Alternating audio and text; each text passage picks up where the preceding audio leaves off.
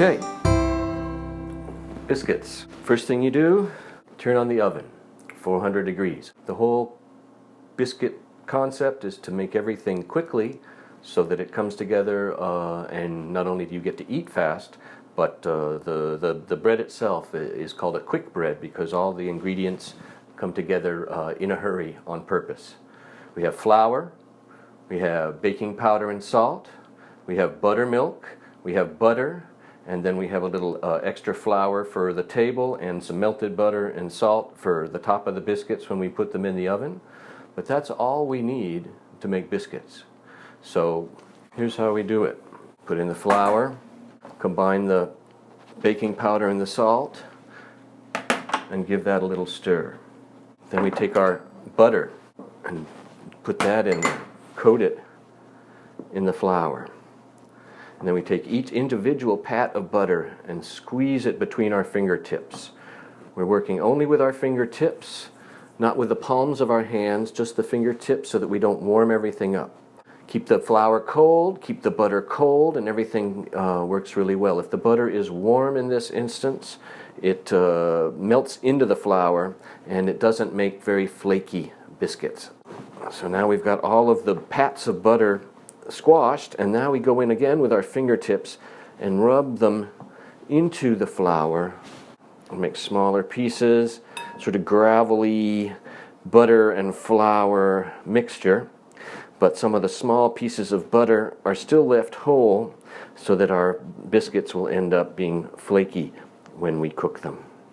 In goes the buttermilk. Buttermilk, not regular milk. We need the extra acid of buttermilk to activate the baking powder that we put in there. And now we start to bring the dough together.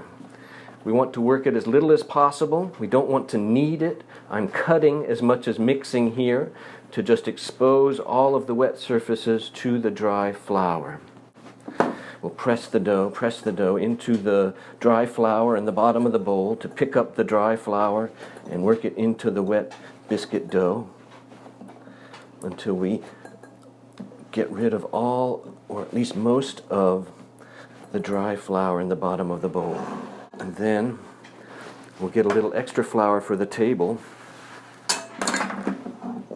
We'll dump the dough out on the table. No rolling pins. Treat it gently. Pat it out. Pat, pat, pat. Collect any scraps. Fold it over. That's one fold. Pat it back out into about a 1/2 inch thick piece, and then fold it over again. That's 2 folds. Once it's 1/2 inch thick again, then you can fold it over again. That's 3 folds. 4 folds. And one final fold. That's 5 folds. And I'll just pat it back down to that same 1/2 inch thickness. So now we take 2-inch biscuit cutter. We're going to move straight down through the dough without twisting or turning so that we don't crimp the edges so that they will rise evenly. I'm not going to get too close to the perimeter so that I don't catch any of the folds so that the biscuits also rise evenly. So straight down and straight up. And now we have scraps. You could roll these again and flatten them out, and they would start to get a little tough. So what I'm going to suggest instead is that you just sort of take a few of them and just use the biscuit cutter as a mold to make little rounds of the proper shape. They won't be as pretty as the first biscuits, but they'll taste just as good. Final touch before going into the hot oven is a little butter and salt on the top to help them brown and to give them a little sort of savory crunch. Once they have that butter on top, a little salt will stick to the top of the biscuit. In we go to a hot oven for 12 to 15 minutes.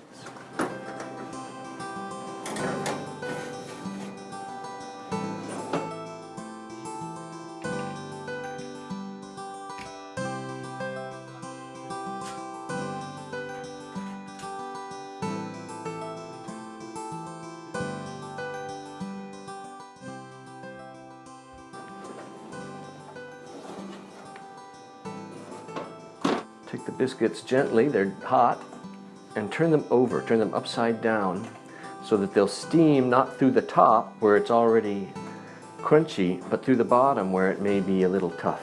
They're too hot to eat now. You should wait a few minutes before eating them. Let's examine one of these biscuits. They smell great. You can see the ones that were sort of formed together are a little bit misshapen. They're cooked all the way through and beautiful, and that's exactly what we want. So that's biscuits for today. We'll be trying other breakfast foods in future videos. Thank you for watching.